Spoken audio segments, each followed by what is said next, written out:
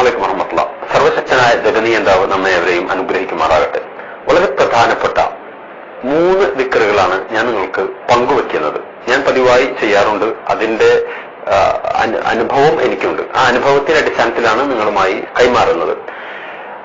നമ്മൾ ദിക്റുകൾ സാധാരണ ഖുർആൻ പാരായണം, ദിക്റുകൾ ഒക്കെ പരലോകത്ത് പുണ്യം ലഭിക്കുമെന്ന് കരുതിയാണല്ലോ ചെയ്യുന്നത്. ഈ 3 ദിക്റുകളുടെ പ്രത്യേകത ദുനിയാവിൽ തന്നെ നിങ്ങൾക്ക് അനുഗ്രഹം ലഭിക്കുന്നുള്ളതാണ്.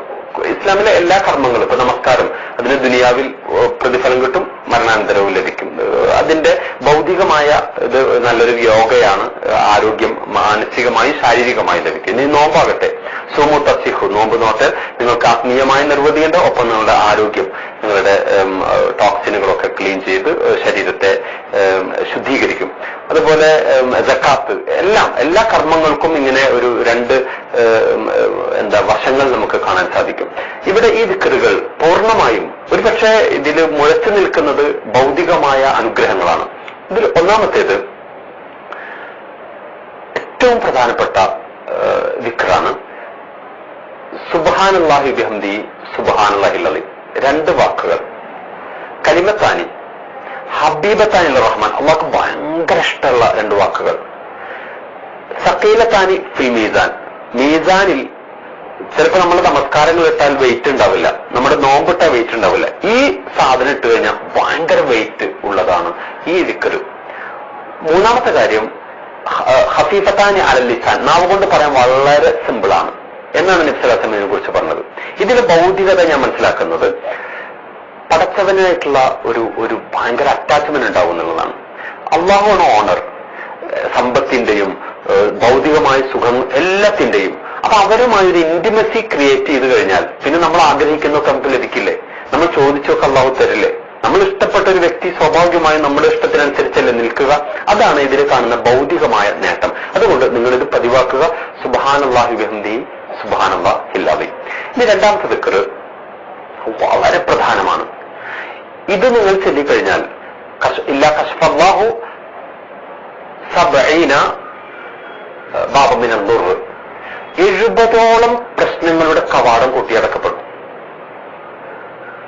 നാം തിരുമതിയാണ് ഹദീസ് റിപ്പോർട്ട് ചെയ്തത്. അതിലേറ്റവും അദ്നാഹുന്ന അൽ ഫഖർ, അതിലേറ്റവും ചെറുത് ഫഖറാണ്, ദാരിദ്ര്യമാണ്. ദാരിദ്ര്യം എന്നത് നമ്മളത് ഭയങ്കര വലിയ പ്രശ്നമാണ്. അള്ളാഹു പറയുന്നത് അതാണ് നിങ്ങളുടെ ഈ ദിക്ർ ചൊല്ലിയാൽ നിങ്ങൾക്ക് ഉണ്ടാകുന്ന നേട്ടങ്ങളിൽ ഏറ്റവും ചെറുത് ദാരിദ്ര്യമാണ്.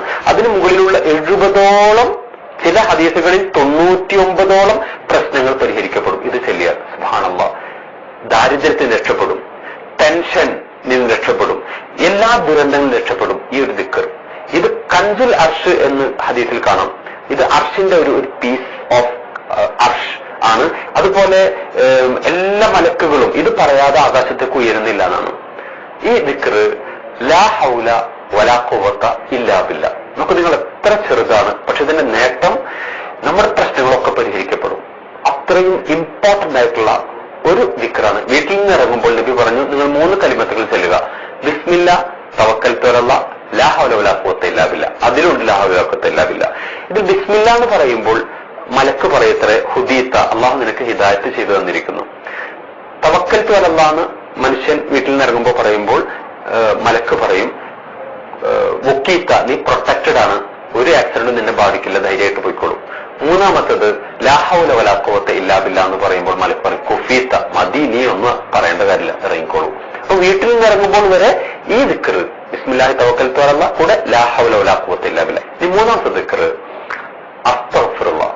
അസ്തഗ്ഫിറുല്ലാഹ് എന്ന ഈ ദിക്ർ ഉണ്ടല്ലോ, അതിന്റെ മഹത്വം നിങ്ങൾ അറിഞ്ഞാൽ മുഹമ്മദ് സല്ലല്ലാഹു അലൈഹി വസല്ലം 100 തവണ ഓരോ ദിവസവും ചെല്ലാറുണ്ടെന്നാണ്. സലാം വീട്ടിക്കഴിഞ്ഞാൽ 3 തവണ അസ്തഗ്ഫിറുല്ലാഹ് എന്ന് ചെല്ലണം. ഞാനിങ്ങനെ ആലോചിച്ചു, എന്തിനാണ് ഈ പാപങ്ങളൊന്നും ചെയ്യാത്ത നബി ഇങ്ങനെ പറയണത്?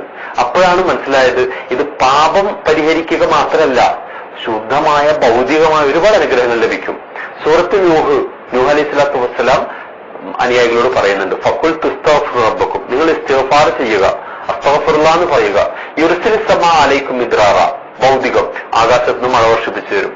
വയംദിദുക്കും ബി അംവാലിൻ, പണം വർദ്ധിക്കും. വബനീന, മക്കളില്ലാത്തവർക്ക് മക്കളെ ലഭിക്കും.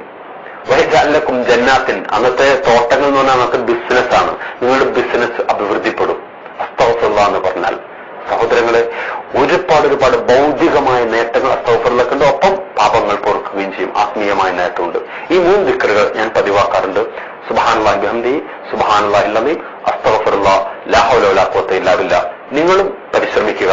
തീർച്ചയായും നിങ്ങൾക്കത് അനുഭവിക്കാൻ സാധിക്കും. You can feel it. പടച്ചവൻ അനുഗ്രഹിക്കട്ടെ. അസ്സലാമു അലൈക്കും വറഹ്മത്തുള്ളാഹി വബറകാതുഹു.